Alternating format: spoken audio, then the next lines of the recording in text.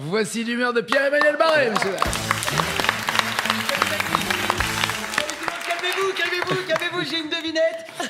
Est-ce que vous connaissez la différence entre l'Assemblée nationale et le vagin de Christine Boutin? Non. Il n'y en a pas.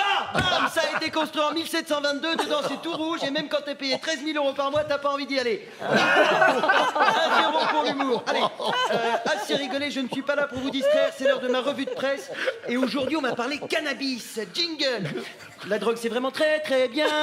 Ça permet d'oublier que Manuel Valls est Premier ministre et qu'il fait que de la merde tout le temps parce qu'il est nul comme une bite. Alors, faut-il légaliser le cannabis? Alors, vous le savez, je suis pour un dialogue démocratique. La réponse est oui, bien sûr, et tous ceux qui pensent le contraire sont des cons.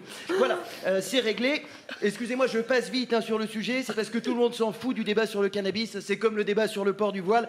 En politique, ça s'appelle un contre-feu. C'est malin, ça permet d'éviter de parler chômage, loi sécuritaire, manifestation et fraude fiscale. En plus, c'est même pas la peine de se faire chier à légaliser le cannabis.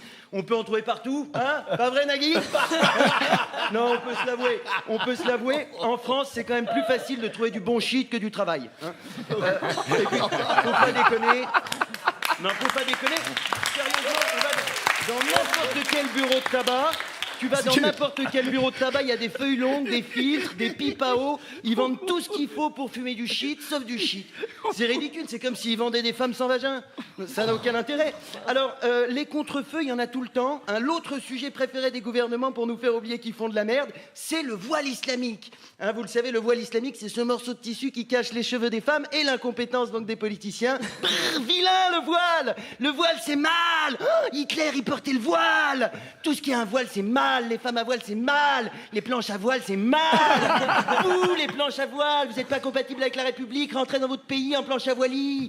Cessez de venir voler les allocations de nos planches à roulettes. Si vous voulez être française, les planches à voile, devenez des planches de surf. Non, le voile, c'est le sujet à lancer si tu veux faire oublier que tu as un bilan politique qui ressemble à l'encéphalogramme de Vincent Lambert.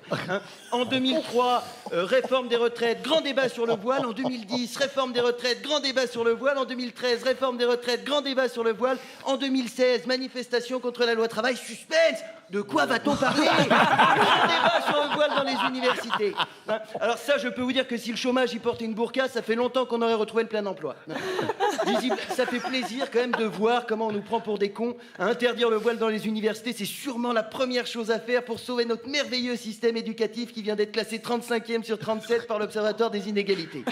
Et d'ailleurs, allons plus loin. Interdisons aux enfants de venir à l'école circoncis. Désormais, pour venir à l'école, les élèves juifs et musulmans devront porter un prépuce à scratch. C'est fou comme Manuel Valls, il est plus attentif aux droits de l'homme en France qu'en Arabie Saoudite. Les femmes voilées, si vous voulez être tranquille, achetez un Rafale à François Hollande, après vous aurez le droit de faire ce que vous voulez. En même temps, c'est normal, quand tu te balades en Rafale, les gens n'osent pas vraiment critiquer ton style vestimentaire. Mais c'est quand même incroyable, cette perversité des femmes. Non seulement elles se sont battues pour avoir le droit de s'habiller comme elles voulaient, et maintenant qu'elles peuvent, elles le font. Salope. Alors, quant à nous, on se retrouve la semaine prochaine pour ma chronique sexo et on découvrira ensemble que quand on couche avec une brésilienne, l'avantage c'est qu'on trouve plus facilement le clitoris. L'inconvénient c'est que le clitoris fait très mal au cul. Merci. La